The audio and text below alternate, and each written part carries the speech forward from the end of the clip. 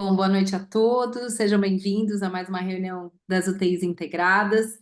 Então, hoje a gente tem o prazer de receber um amigo muito querido e uma pessoa admirável. Então, eu tenho um super prazer de apresentar e ter com a gente o Dr. Joel de Andrade.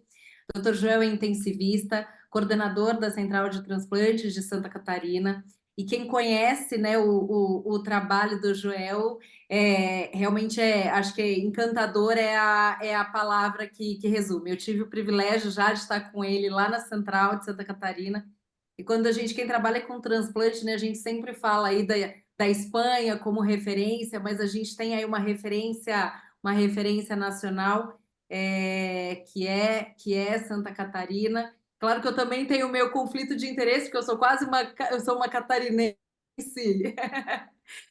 fajuta, né, Joel? E hoje Ah, ele vai nos falar sobre o papel da medicina intensiva na coordenação de transplante em Santa Catarina. Um prazer te ter com a gente. obrigado, Vivi. Na verdade, obrigado a todos vocês. Para mim, além de um prazer, uma honra poder dividir esse tempo com vocês. Eu vou contar a história de como a gente construiu a coordenação de transplantes em Santa Catarina e todo esse processo ele é muito de forma muito forte, né? Ele tem a participação da medicina intensiva, da terapia intensiva. Na verdade, já vou contar logo para vocês que isso está na gênese da mudança que foi feita em Santa Catarina. Agora me apareceu aqui o compartilhar tela. Então, só um minutinho.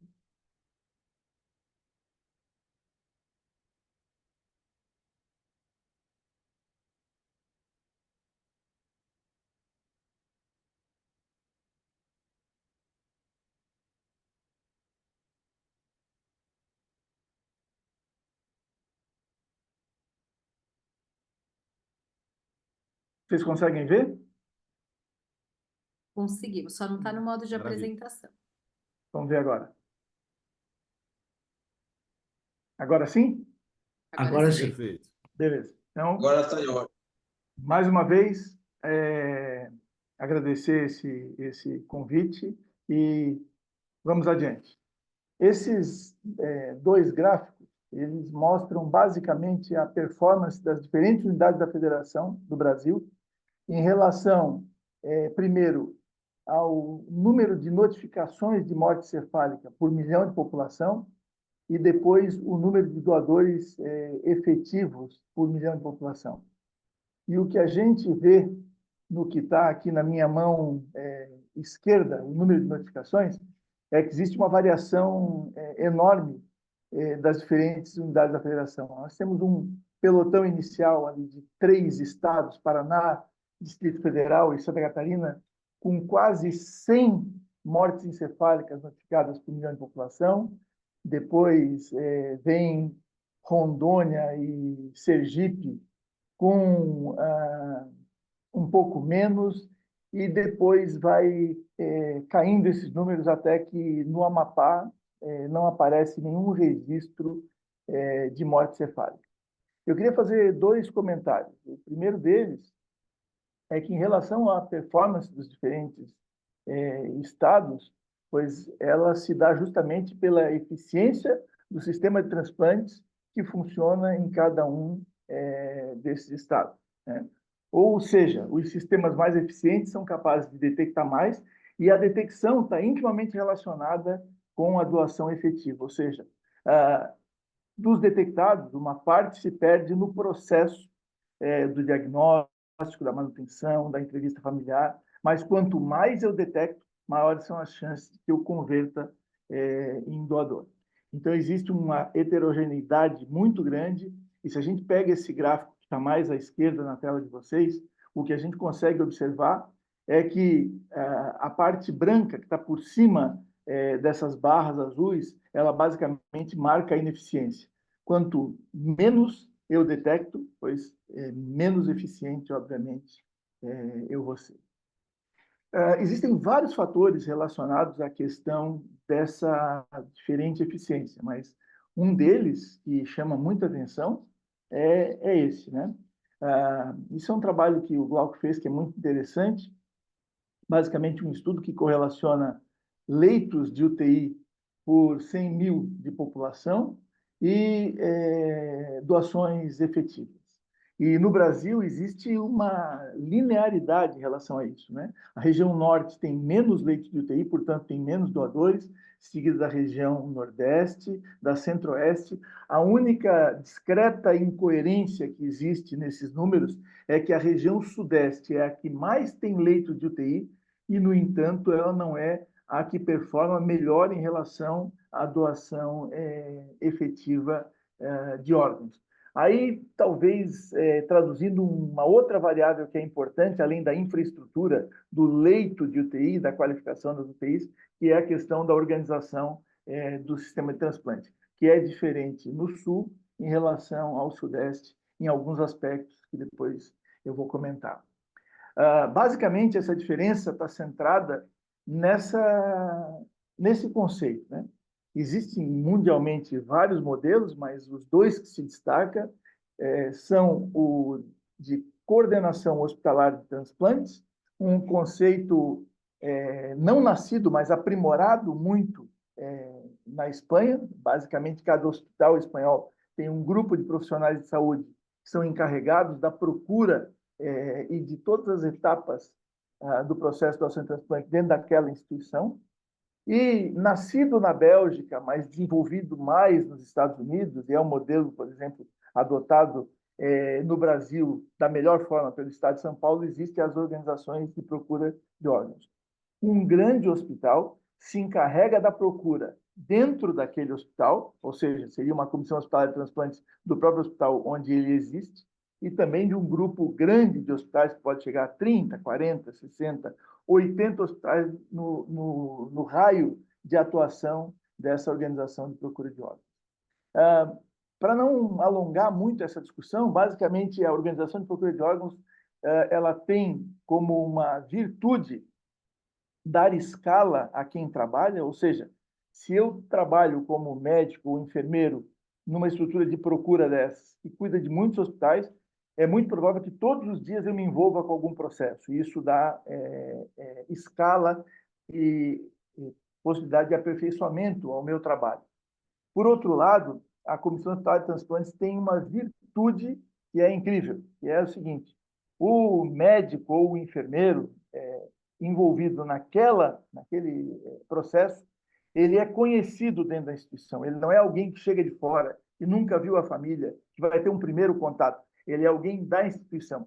E se esses profissionais, eles forem profissionais de área crítica dessa instituição, então tanto melhor, porque algumas vezes eles vão fazer uma entrevista familiar com uma família que eles já tiveram bastante contato. E tanto eles conhecem a família, como a família os conhece, o que facilita demais esse processo. A gente vai seguir, depois pode voltar um pouco a esses conceitos, mas basicamente o que Santa Catarina fez foi desenvolver o primeiro modelo de coordenação hospitalar de transplantes sistêmico dentro de um estado no Brasil. A nossa história, ela nem sempre é de sucesso. Eu estou há 19 anos na Central de Transplante de Santa Catarina. Desses 19 anos, nós tivemos resultados muito bons desde o início, mas prévio a esse período, Santa Catarina tinha uma taxa de doação muito pequena e, portanto, encaminhava os seus pacientes que precisavam de transplante cardíaco, transplante pulmonar, hepático, renal, basicamente para 3 unidades da federação. Nós encaminhávamos esses pacientes para o Rio Grande do Sul, para o Paraná e para São Paulo. Ainda que fizéssemos transplantes de rins, e a partir de 2002 de fígado e algum transplante de coração, grande parte dos nossos pacientes eram encaminhados para fora. Em 2005, houve uma reunião na Secretaria de Saúde. Nessa reunião participou um colega que muitos de nós tínhamos contato, o Dr. Jorge Dias de Matos. Ele foi chamado para opinar sobre a questão dos problemas que nós tínhamos com doação de órgãos, e a opinião dele foi muito clara. Ele falou que era impossível imaginar a coordenação de transplantes sem que houvesse um intensivista envolvido, porque a maior parte dos doadores vinha do ambiente de terapia intensiva. E era muito importante que tivessem intensivistas envolvidos nesse processo. Foi nesse período, justamente depois dessa reunião, que eu fui convidado a... Fiquei inseguro no início em relação a esse trabalho, mas acabei aceitando por alguns meses até que a coisa pudesse se encaminhar. E, como eu acabei de falar, pois em maio completei 19 anos na coordenação de transplantes de Santa Catarina. Quando cheguei, tinha enormes dúvidas, até porque a minha prática como médico intensivista era de uma UTI que não tinha neurocríticos, então eu tinha visto poucos pacientes, pouquíssimos em morte cefálica, não conhecia muito bem alguns conceitos fundamentais e fui tratando de me informar com pessoas experientes. Essa é uma foto da primeira reunião que houve, menos de 10 dias depois de eu assumir, e eu reuni médicos intensivistas, sanitaristas, alguns pacientes transplantados e o pessoal que trabalhava na central de transplantes na época para discutir algumas ideias sobre como aperfeiçoar esse sistema e também médicos transplantadores, é importante que se diga. E nessa reunião, pela primeira vez na minha vida, eu ouvi falar de modelo espanhol de coordenação de transplantes. Então, tinha um colega gaúcho chamado Walter Garcia, que introduziu o tema. Eu tinha uma ideia preliminar, assim, que era inspirada no PITO, né? No modelo de coordenação de transplantes do Rio de Janeiro dos anos anteriores, de fortalecer a central, de fazer uma central de transplantes que executasse a maior parte das etapas desse processo e sair dessa reunião convencido de que não, de que deveriam ter coordenadores hospitalares na maior parte dos hospitais e não todos, especialmente aqueles que eram de referência neurocirúrgica. Nessa época, 2005, existiam pelo Ministério da Saúde 16 referências neurocirúrgicas de Santa Catarina. E essa moça de terno bege, cabelo grisalho, que foi a criadora do SNT, do conceito, ela me disse, Joel, muita atenção. Dionísio Cerqueira, se você trabalhar, vai te dar um doador a cada 2 anos e uma dor de cabeça enorme. Concentra nos principais hospitais. E foi o que nós fizemos a partir de então. Começamos a criar coordenações de transplantes e principalmente nos principais hospitais de referência neurocirúrgica de Santa Catarina. Por essa época, enquanto o Brasil e Santa Catarina tinham resultados semelhantes, o resultado de doação se mede com doador por milhão de população, nós tínhamos por volta de 7, tanto o Brasil quanto Santa Catarina. A Espanha já tinha por volta de 34 doadores por milhão de população. Isso entre 2003 e 2004. Então, logo em seguida, eu troquei mensagens com o diretor da Organização Nacional de Transplantes da Espanha e com um apoio muito grande do governo de Santa Catarina, eu fui ao Master Aliança, que é um programa de intercâmbio que eles têm com a América Latina, e pude ficar 2 meses e meio no Hospital La Fé de Valência. O Hospital La Fé de Valência não é muito conhecido, ou não era conhecido no Brasil, mas é um hospital que tinha mais ou menos, na época, 1.200 leitos e que fazia todos os transplantes que vocês já ouviram falar, de adulto e de crianças, além de fazer transplante de braço, perna, antebraço, face. Então, eles tinham um programa de transplante muito bom e, basicamente, com esse cidadão aqui, vamos ver se eu consigo mostrar. Vocês estão vendo minha flecha? Sim. Beleza. Então, com esse cidadão chamado Juan Galan Torres, eu estudei os resultados de um semestre de mortes encefálicas nas 3 principais UTIs de Santa Catarina. Hospital São José, nos 3 principais hospitais. Hospital São José de Joinville, Hospital Santa Isabel de Blumenau e o Hospital Governador Celso Ramos de Floripa. E estudando esse cenário, eu trouxe recomendações que nós deveríamos implantar para melhorar o nosso programa de doação e, em consequência, transplante de órgãos. Então, basicamente, desenvolver um programa de garantia de qualidade, depois eu explico um pouquinho como é, mas é um programa de auditoria em cima das mortes que ocorrem em leitos de críticos, pacientes de ventilação mecânica, expandir o número de leitos de UTI para atender as demandas. Isso ficou bem claro para ele, que nós tínhamos menos UTIs do que leitos de UTI do que necessitavam, e aqui não cabe nenhuma fantasia. Houve uma expansão de 200 leitos por decisão do governador, que não passou pela nossa demanda, foi um outro encaminhamento, mas logo em seguida houve isso. E depois criar estratégias de envolver médicos de cuidados intensivos e emergência nas atividades de coordenação de transplantes, algo que a gente foi fazendo durante todos esses anos. Estabelecer programas de coordenação de transplantes em todos os centros hospitalares de Santa Catarina, obviamente os centros hospitalares que tenham UTI e possibilidade de diagnóstico de morte cefálica. Implementar um programa educacional no campo de doação e transplante, enfatizando identificação, diagnóstico e manejo dos potenciais doadores, algumas das principais etapas do processo. E depois também um programa educacional no campo de doação e transplante, enfatizando comunicação empática em todos os hospitais. Isso foi algo, eu voltei em 2008, em 2010 nós começamos com essa atividade, são os cursos de comunicação em situações críticas. E, por fim, estabelecer um sistema de reembolso financeiro para remunerar as atividades de coordenação de transplante de Santa Catarina. Nisso aqui, realmente foi altamente trabalhoso. Em 2010 estava pronto, mas só foi efetivado em 2013. E quando foi efetivado, nós já tínhamos há vários anos o melhor resultado do Brasil. E me deu muita preocupação começar a remunerar as pessoas quando a gente já tinha esse resultado tão bom, porque eu imaginava que a gente tivesse dificuldade de melhorar, pois os resultados melhoraram muito, muito, e depois eu vou poder mostrar isso para vocês. O que a gente fez tem muito pouca invenção, a maior parte não foi cópia também, foi adaptação do modelo espanhol. O modelo espanhol de coordenação está muito bem documentado e publicado em inúmeros artigos, em várias revistas e outras publicações, como livros.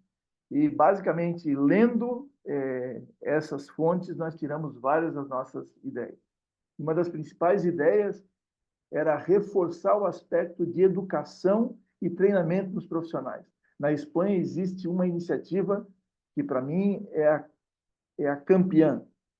O Ministério da Saúde, através de uma parceria com a Sociedade de Terapia Intensiva espanhola, eles financiam atividades educacionais. Vocês estão vendo aqui, está escrito: financia o Ministério da Saúde e avaliza a sociedade, a SEMICIUC, né? A Sociedade Espanhola de Terapia Intensiva.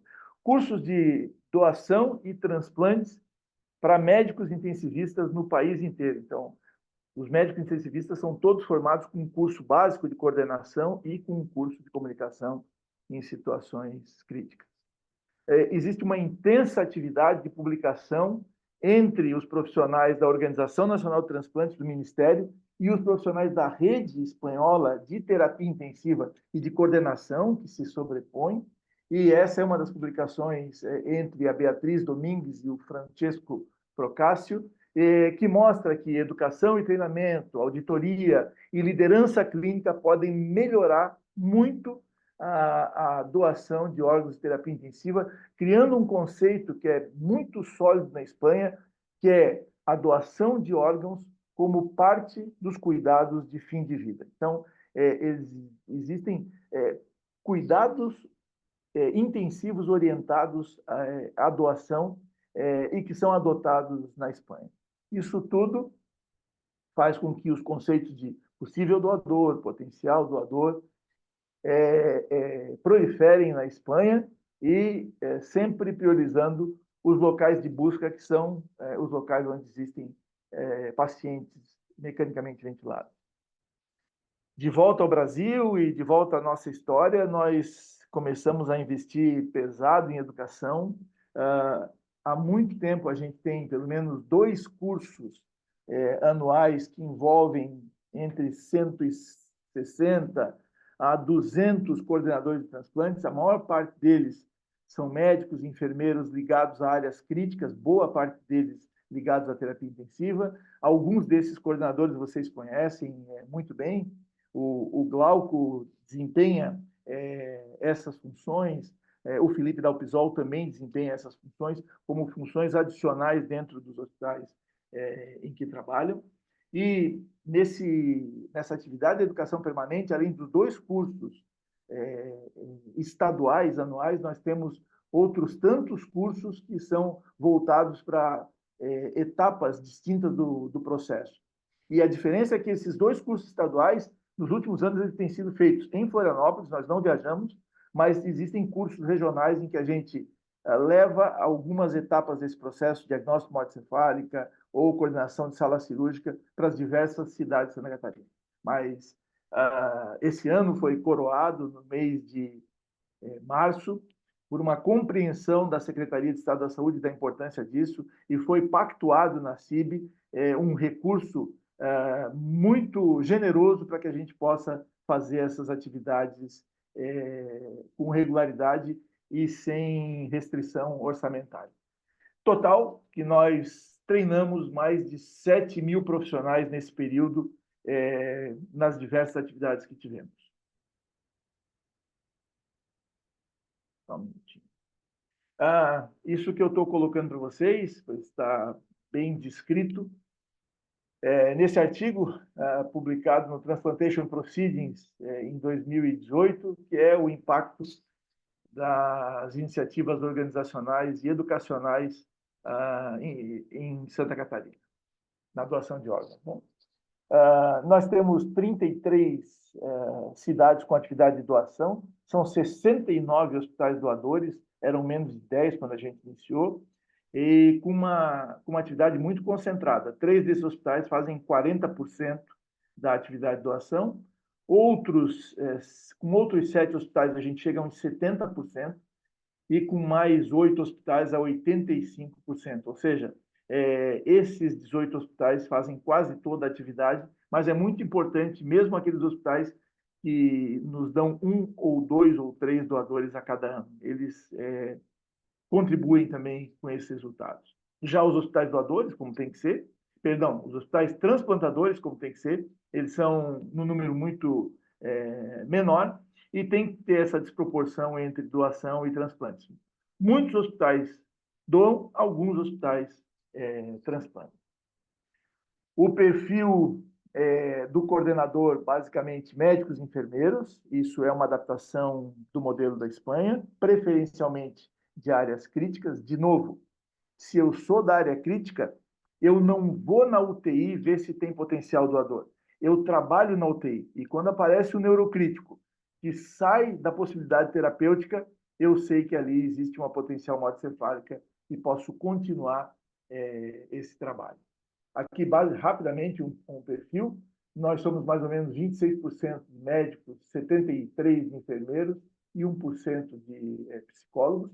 A terapia intensiva é uma área predominante em relação à alocação desses recursos humanos, e quase todas essas pessoas, quase todas, trabalham em regime parcial. Esse é um conceito também que a Espanha tem muito claro. Um médico intensivista ou um enfermeiro intensivista, ele é muito importante para o sistema de saúde para cuidar exclusivamente da doação. Então, ele continua fazendo o trabalho de intensivista, mas faz em regime parcial o trabalho de coordenação. Nós temos uma proporção de coordenadores de transplantes para cada hospital. Os hospitais são classificados em potencial gerador 1, 2, 3, 4 e 5, e o número de coordenadores varia com o número de morte encefálica da série histórica, né, a cada ano. Então, quanto mais mortes encefálicas tem, mais coordenadores nós vamos ter. Varia de 2 a 10 coordenadores. Só um hospital tem 10, alguns têm 8, e a maior parte deles tem 6 ou 4, e alguns tem só 2, porque a atividade é muito esparsa dentro daquela instituição. Essa rede de coordenadores hospitalares, ela tem auditoria, tem gestão, tem controle de resultados e tem, com isso, uma profissionalização. É muito importante, acho que no Brasil, às vezes, se confunde remunerar com profissionalizar. A gente, desde 2013, remunera os coordenadores, mas checa mês a mês o desempenho de cada hospital, e quando o desempenho não é bom, em reuniões sucessivas nós vamos filtrando e tentando melhorar, e se não é possível melhorar, a gente pede a troca dos coordenadores para a instituição, porque simplesmente eles perderam a performance e normalmente perderam o interesse pelo trabalho que faziam. A detecção é feita pelos coordenadores em sistema de busca dentro das UTIs. Existe um software que foi desenvolvido em Santa Catarina, que é o único hoje funcionante no Brasil. Ele é simples, mas ele nos ajuda bastante, em que os coordenadores vão subindo os pacientes com suspeita de morte cefálica, e à medida que o quadro vai se definindo, esses pacientes ou saem da busca ou são notificados à central porque, de fato, desenvolveram morte cefálica. Uma outra atividade que foi feita em parceria com muitos colegas da AMIB e também da BTO, nós escrevemos artigos sobre avaliação e validação do potencial doador em morte cefálica, sobre manutenção do potencial doador, o primeiro em 11, o segundo em 20. Isso trouxe a possibilidade de que as recomendações elas sejam, além de pessoais, elas tenham o aval de sociedades científicas. Isso é muito útil negociando com os colegas dentro da unidade de terapia intensiva. E fomos sistematizando a manutenção através de um checklist que em Santa Catarina já é utilizado há muito tempo. Nós não fizemos parte do estudo Donors, porque a intervenção já estava feita em Santa Catarina antes do estudo ser lançado. E, basicamente, o que aconteceu com a adoção dessas recomendações, aqui tem um mérito gigante do Glauco, não só de ter organizado toda a questão da publicação em si, mas de depois ter buscado realizar assistência e pesquisa em cima disso. O resultado que ocorreu em Santa Catarina, nós perdíamos, por volta de 2010, 30% das notificações de morte cefálica em parada cardíaca. Esses números foram reduzindo, os números atuais são por volta de 6 a 7, que são números aceitáveis, mas ainda tem algum espaço de melhora, 6 a 7% de perda. Bom, cada vez mais profissionais treinados, cada vez mais melhora do processo. Em relação ao diagnóstico de morte cefálica, desde a publicação do decreto que deu abertura para a nova resolução de morte cefálica, nós temos nos empenhado em treinar médicos em Santa Catarina para realizar o diagnóstico de morte cefálica. Fizemos inúmeros cursos nesse sentido. Essa aqui, basicamente, é uma linha que mostra os cursos de CDME, o número de cursos feitos e, em azul, as notificações de morte cefálica, mostrando que quanto mais a gente treina os profissionais de medicina intensiva, de urgência, de neurologia, para o diagnóstico de morte cefálica, mais notificações vão ocorrendo. Nós tivemos, nesse período de 17 até agora, 44 cursos e 700 médicos treinados em morte cefálica. E uma outra iniciativa que nos enche de orgulho, o curso de comunicação em situações críticas, trazido para Santa Catarina em maio de 2010, a primeira iniciativa para treinar um núcleo de instrutores, né? Dessa primeira leva participaram o Zé Mário da Bahia, o Cris, o Paulo. Nós já reunimos um grupo mais amplo do que os próprios profissionais de Santa Catarina, mas tivemos o mérito de, como tínhamos financiamento, fomos treinando cada vez mais as pessoas em comunicação. E hoje somamos, daqueles 7.000 profissionais treinados, 2.500 foram treinados em comunicação em situações críticas, e isso, sem dúvida nenhuma, tem uma relação muito estreita com o que acabou acontecendo em Santa Catarina. E é o seguinte, aqui tem a curva de não autorização familiar, que está em azul, de 2009 a 2022. Mas se a gente volta 2 anos antes de 2009, em 2007, a não autorização familiar em Santa Catarina era de 70%. Essa é a linha de base. Mas nós fomos fazendo as intervenções com os cursos e chegamos em 2022 a 27%. Temos hoje por volta de 30%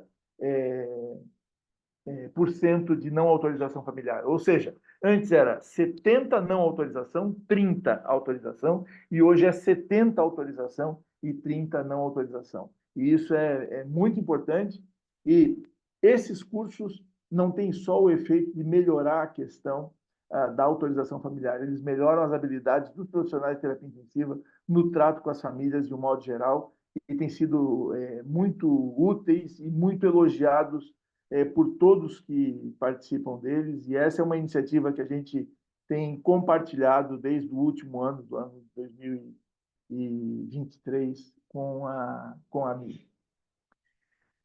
Realizamos auditorias contínuas nas mortes encefálicas, quer dizer, nós temos 3 enfermeiras que viajam aos hospitais de Santa Catarina, os 18 principais, e analisam os dados clínicos de cada paciente que falece entubado.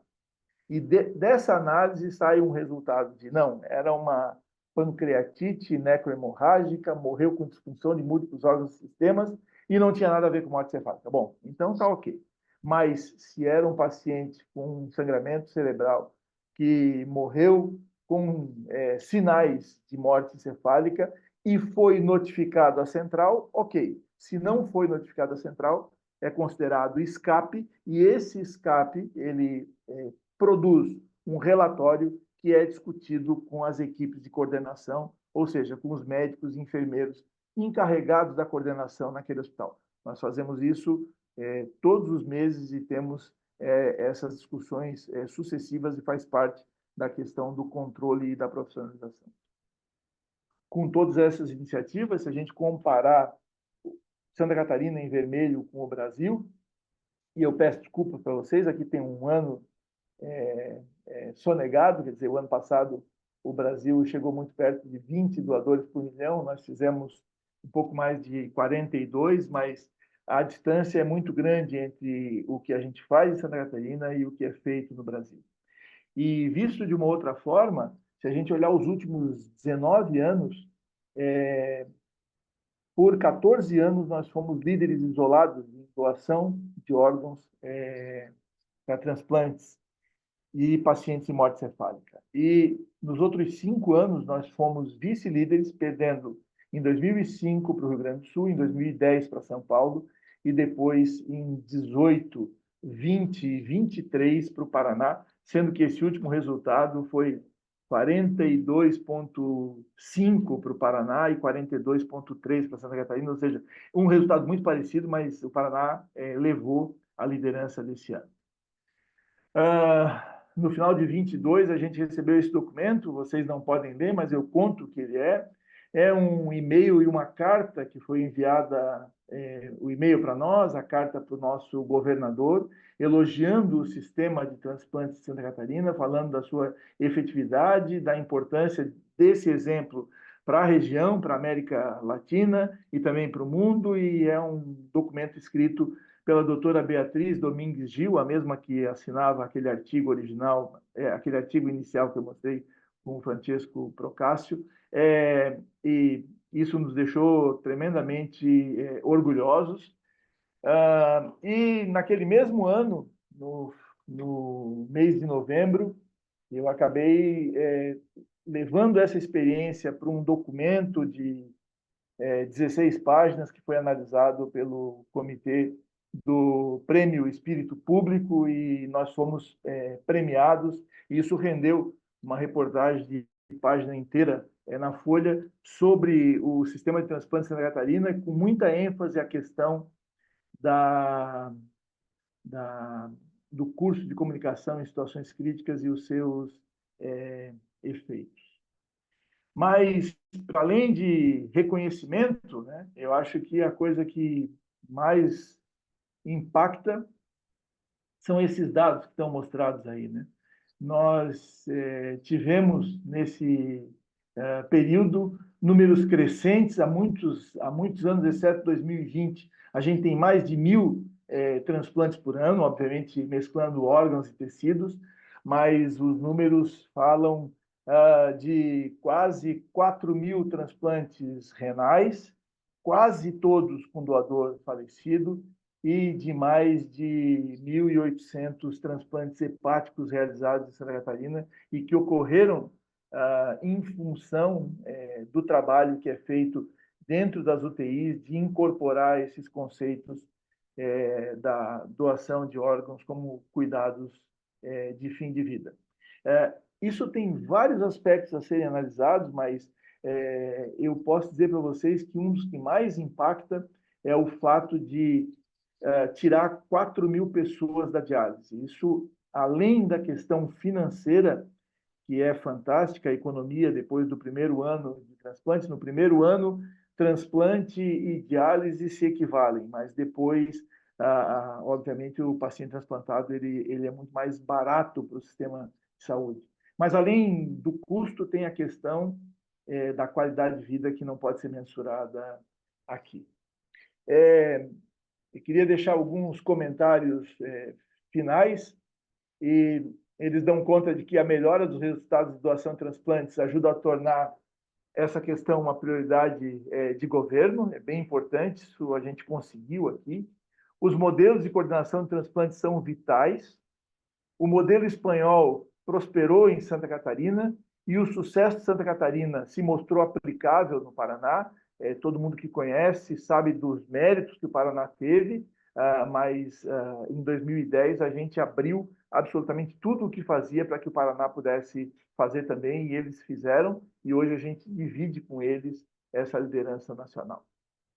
As famílias, elas dão de volta o que recebem, então a comunicação empática é vital para a doação de órgãos. Eu gosto de comentar isso porque muita gente fala de negativa familiar, né?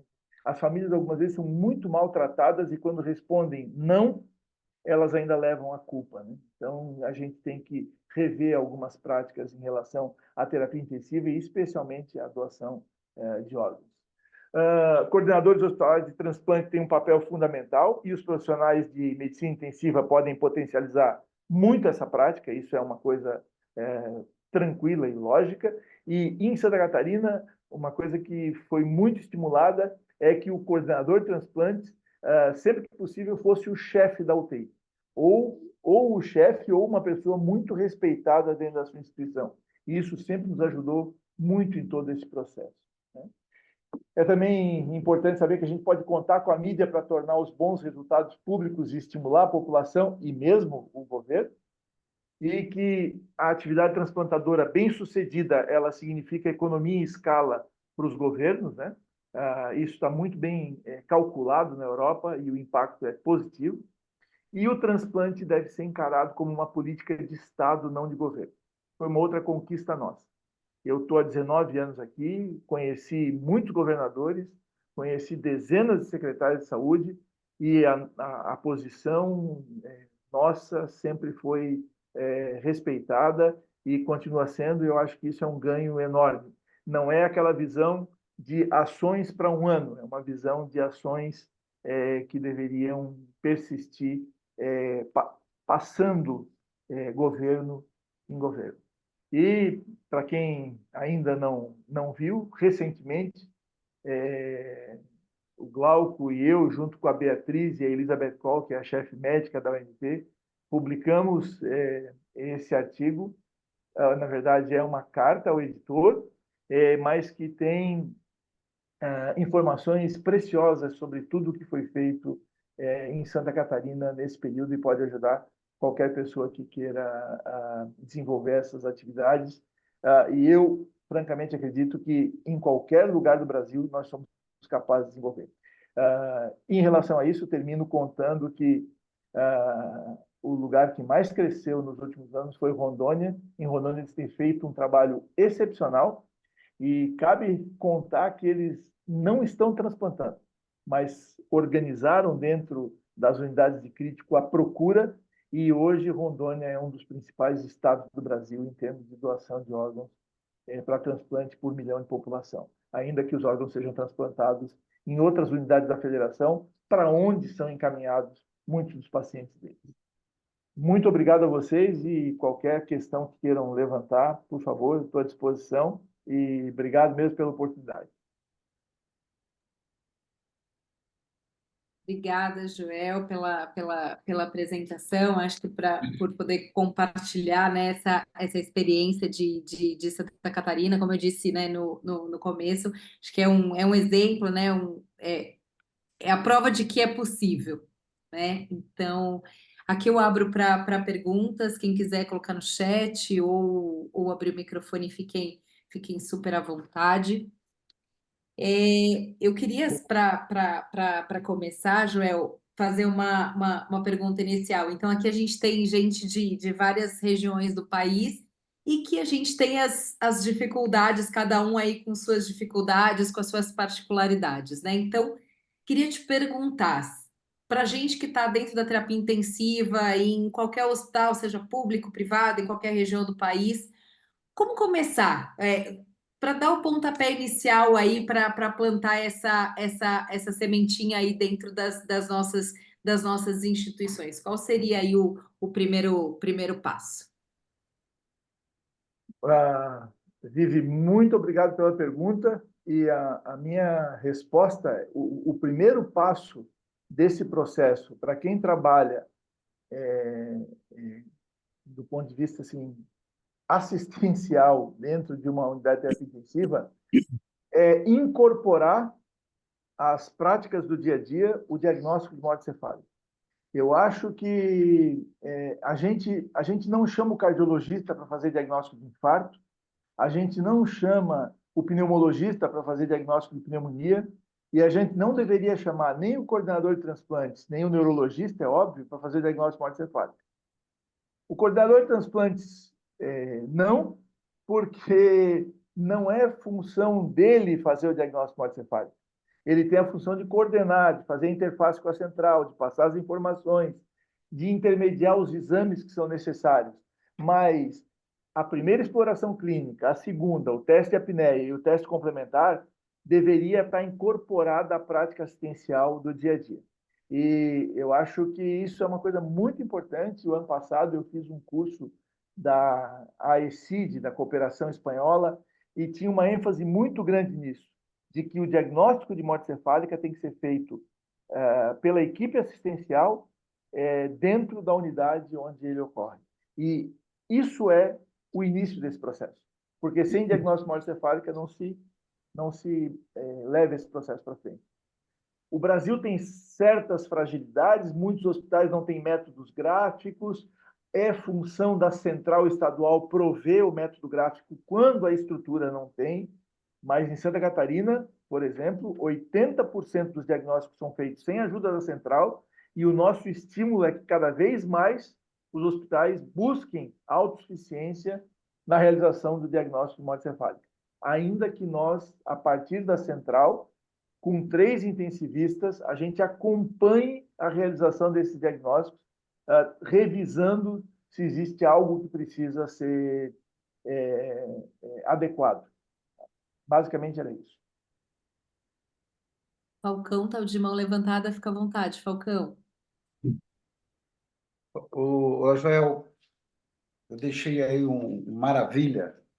Aonde o Joel está falando, ele há pouco tempo ele estava falando aqui em São Paulo, eu entrei na palestra dele e eu gosto muito, um belo exemplo. Joel, eu conversei bastante com você há pouco tempo.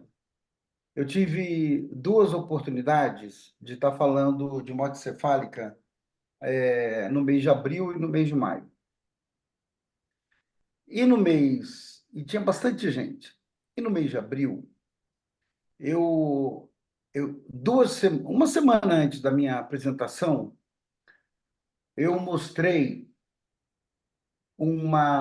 uma, uma matéria do La Moncloa,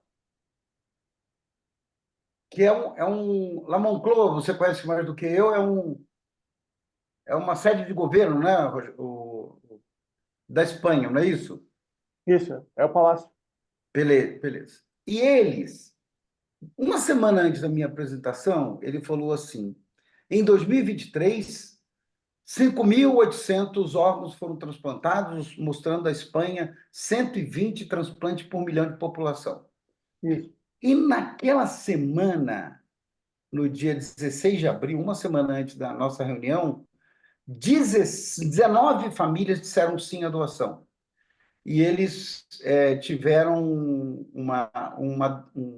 uma doação grande de órgãos e falou que em menos de 24 horas, 19 famílias disseram sim à doação, mostrando a eficiência do sistema de transplante da Espanha.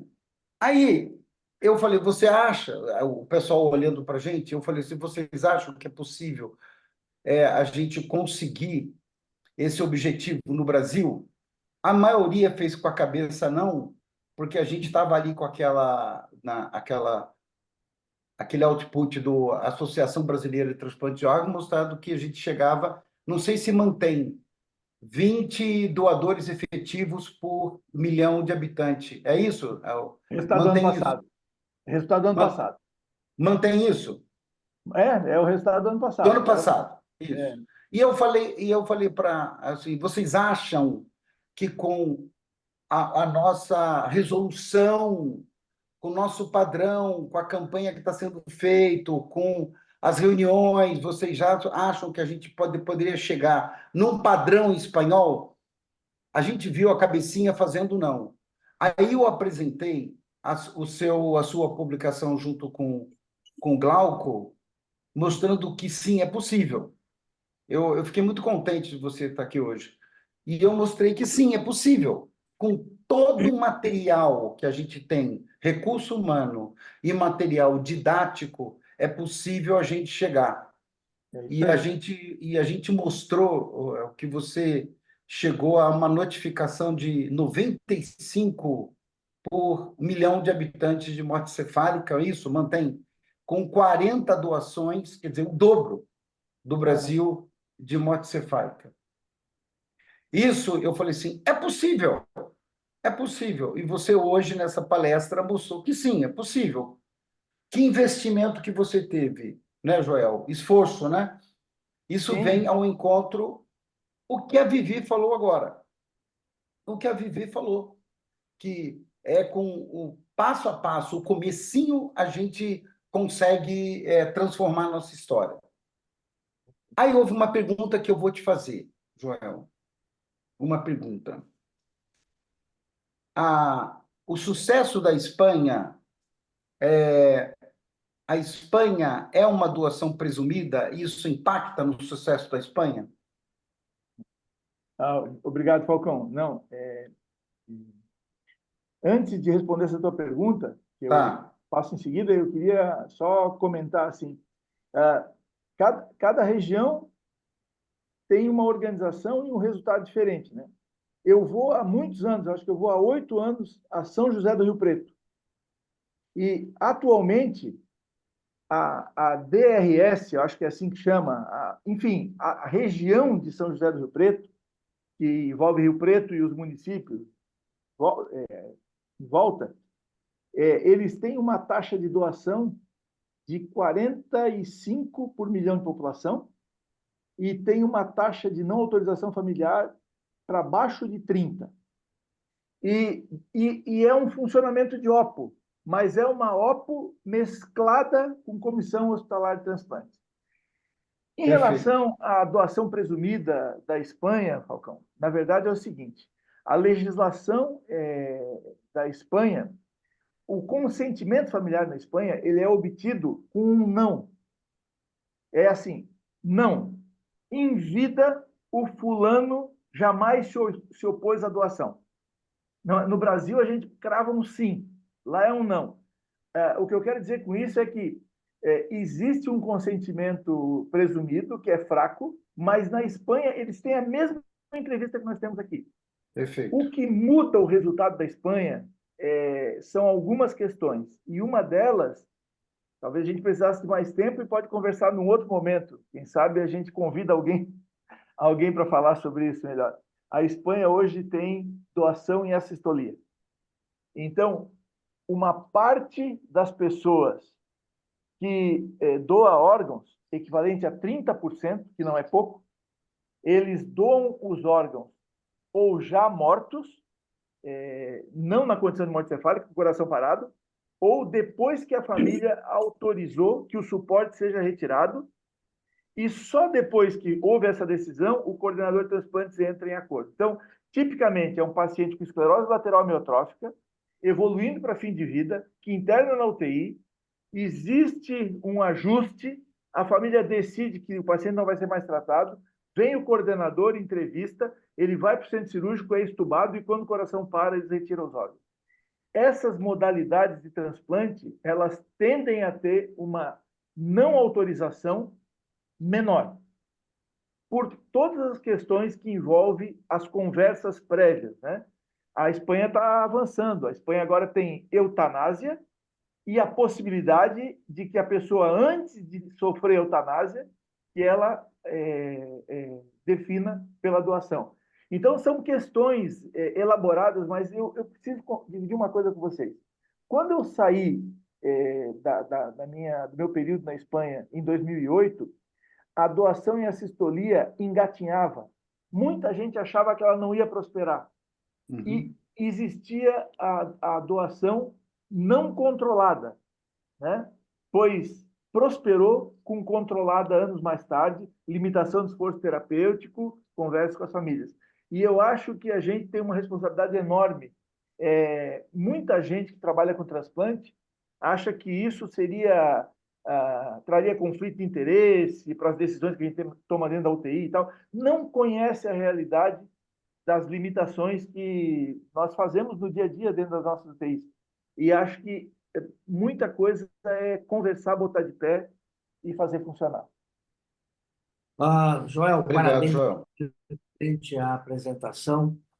Eu queria fazer aqui um apanhado, até para que os nossos residentes pudessem se contextualizar, que isso tudo, para acontecer, foi uma série de conquistas e de mudanças ao longo do tempo, que eu tive a oportunidade de acompanhar de perto aí, esse processo todo, que passou por uma insistência para uma resolução de morte encefálica no CFM, que passou por um ano por uma campanha da AMIB estimulando os intensivistas a se envolverem no processo de doação de órgãos, que passou pela tua ação de envolver a terapia intensiva nas coordenações hospitalares, treinamentos, discussões do ponto de vista de influenciar na política no Sistema Nacional de Transplante, não só Santa Catarina, mas trazendo para a AMIB. A AMIB hoje tem uma parceria com o Sistema Nacional de Transplante por conta da iniciativa da turma de Santa Catarina, para não dizer de você, enfim, e cursos que foram criados dentro da AMIB, como o de morte cefálica, manutenção do potencial doador, comunicação, enfim. É todo um trabalho ao longo desses mais de 15 anos que se traduzem aí num bom resultado e que, se a gente baixar a guarda, a gente perde isso tudo, né? Como você diz, esse ano você conseguiu uma verba boa, mais treinamento, mais curso, porque essa percepção da necessidade de melhoria contínua não pode parar. Não é isso, Joel? Exatamente, Delon. E a tua fala agora me fez lembrar que foi no CBMI de São Paulo, há exatos 15 anos atrás, a completar agora em novembro, que eu e o Cristiano te procuramos, dizendo que isso era uma oportunidade, que a gente devia tentar trabalhar, e tu imediatamente acolhesse a ideia, nos nos estimulasse a seguir. E eu acho que tem um caminho bonito traçado pela AMIB em relação a isso, e tem muito mais que a gente pode fazer. Eu, francamente, acho que em algum momento essa ideia da assistolia ela vai ter que ser estruturada, e na Espanha ela foi estruturada por intensivistas. Não vejo caminho para ser diferente aqui. Vai ter que ser coordenador de transplantes intensivista para colocar isso adiante. Vamos em frente. Beleza? Fernando. Joel, mais uma vez aí, muito obrigado, excelente como sempre.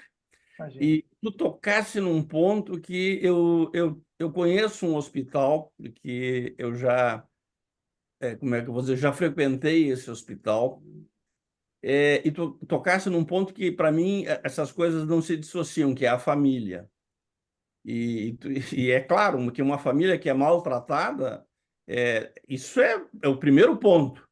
Mas dentro desse contexto da família, é a família visualizar pessoas que estão envolvidas no cuidado e, ao mesmo tempo, essas pessoas fazem parte da equipe que irá abordar a família. Era uma coisa que eu batia contra e assim, às vezes as pessoas dizem, isso não tem muita importância, mas pelo amor de Deus, como é que alguém vai interpretar vendo quem é o responsável para tirar o meu paciente da UTI, vir depois me abordar para doação de órgãos? Tu vê isso? Como é que tu enxerga essa situação? Beleza. Porra, te agradeço demais a pergunta, Fernando. Existe uma pesquisadora muito importante nos Estados Unidos chamada Laura Siminoff, que ela pesquisa comunicação, entre outras coisas.